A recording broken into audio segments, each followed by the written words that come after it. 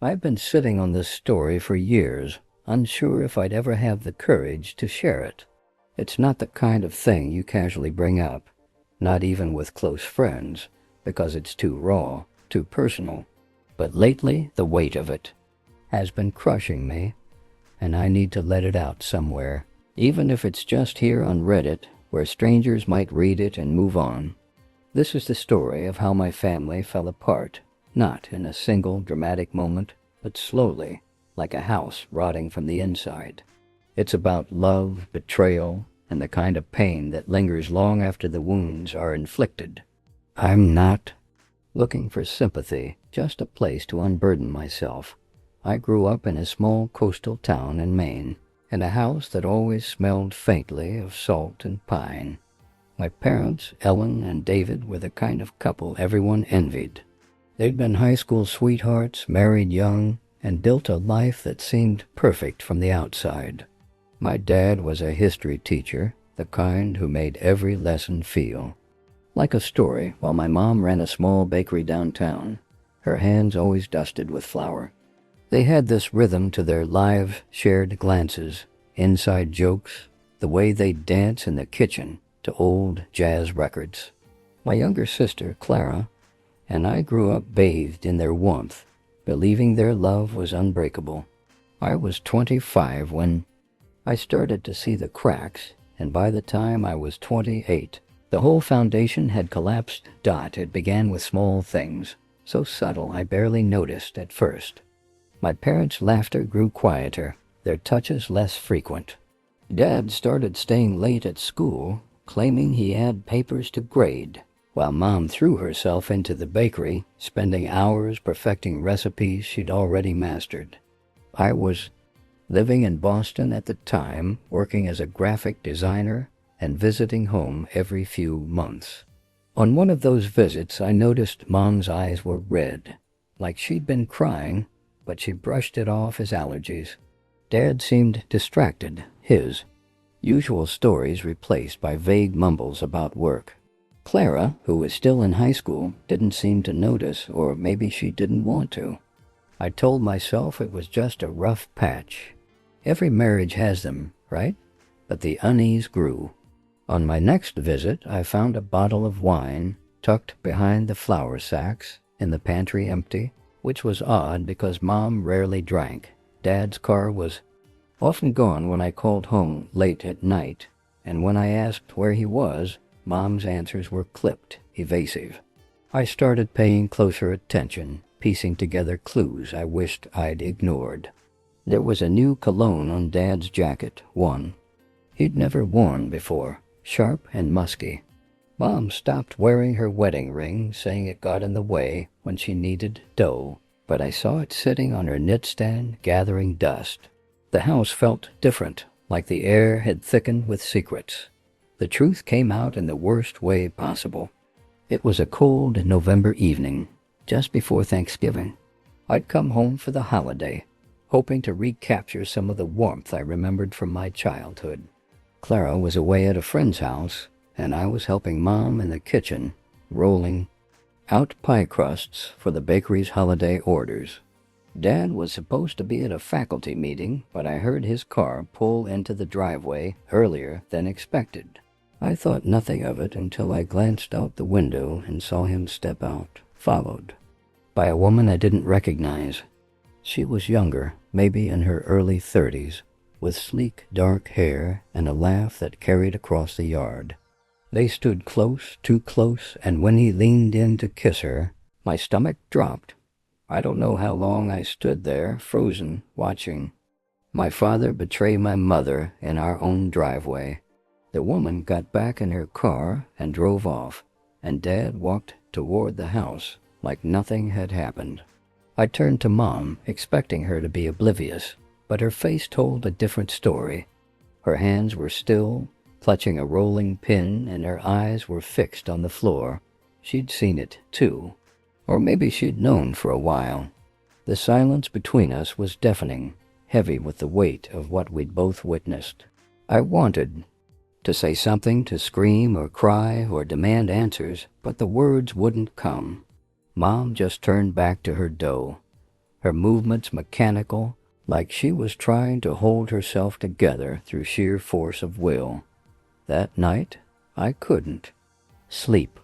The image of Dad with that woman burned in my mind, and the memory of Mom's expression resigned, almost defeated, made my chest ache. I lay in my childhood bedroom, staring at the ceiling, wondering how long this had been going on.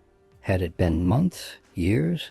The next morning, I expected some kind of confrontation, but there was nothing. Mom went to the bakery at the dawn, and Dad left for school without a word. The house felt like a stage where everyone was playing a role, pretending the script hadn't changed. I wanted to confront Dad, to demand he explain himself, but something held me back. Maybe it was fear of what I'd learn, or maybe I just didn't want to be the one to shatter the illusion. Over the next few months, the cracks widened.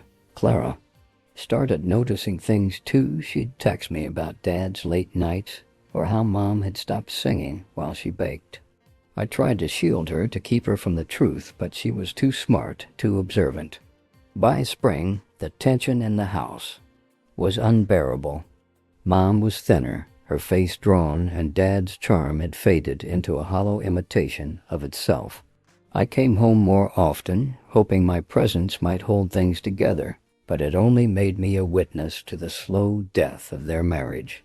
One night, I found Mom sitting alone in the living room, staring at an old photo album. It was open to a picture of her and Dad on their wedding day, both of them young and beaming.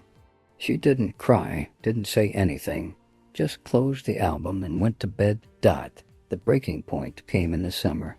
I was home for Clara's high school graduation, a milestone that should have been joyful, but felt like a funeral. Dad didn't show up to the ceremony, claiming a last-minute meeting. Clara tried to hide her disappointment, but I saw it in the way her shoulders slumped as she accepted her diploma. That evening, I drove to the school looking for answers. I found Dad's car in the parking lot, but the building was dark. Instead, I saw him across the street, sitting in a coffee shop with the same woman from before. They weren't touching, but the way they leaned toward each other, the ease in their postures, told me everything I needed to know. This wasn't a fling, it was something deeper, something that had taken root while Mom withered at home. I didn't confront him. Instead, I went back to the house and found Mom in the kitchen, scrubbing a pan so hard her knuckles were white. I don't know what came over me, but I couldn't keep it in anymore. I told her what I'd seen, my voice shaking as the words spilled out. She didn't react, not at first. She just kept scrubbing, the sound of the sponge against metal filling the silence.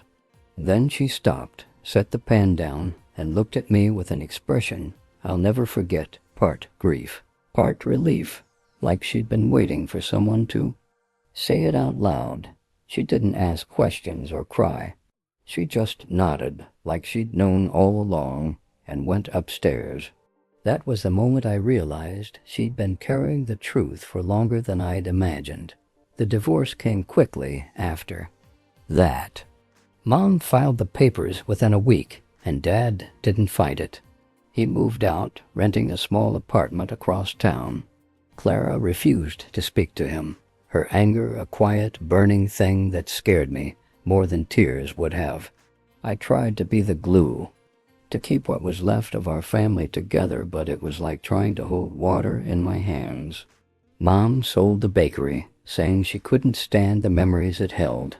She moved to a smaller house, one that didn't echo with the past. Clara went off to college, throwing herself into her studies with a ferocity that felt like escape. And me? I stayed in Boston, but I carried the weight of it all, replaying every moment, wondering if I could have done something to stop it. Dad married the other woman a year later. Her name was Laura, a colleague from the school, and they moved to Portland. I saw them once by chance at a grocery store when I was visiting Clara. They looked happy, which stung more than I expected.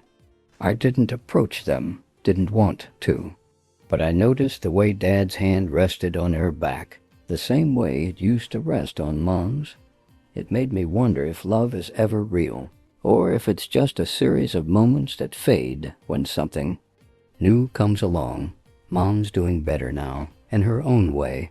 She's taken up painting, filling her new home with canvases of stormy seas and quiet forests. But there's a sadness in her that never leaves, a shadow that lingers in her smile. Clara visits her often, but she still won't talk to Dad. I've tried to forgive him, to understand why he did what he did, but every time I think I'm close, I remember Mom's face that night in the kitchen, and the anger comes rushing back. I don't know if I'll ever fully make sense of it. Love, betrayal, family, they're tangled up in ways I can't unravel. I used to think our family was special, immune to the kind of fractures that tear others apart. Now, I know better. The worst part isn't the betrayal itself, it's the way it changes you, makes you question every memory, every moment you thought was true. I'm still trying to find my way back to the person I was before that night in the driveway, but I'm not sure he exists anymore.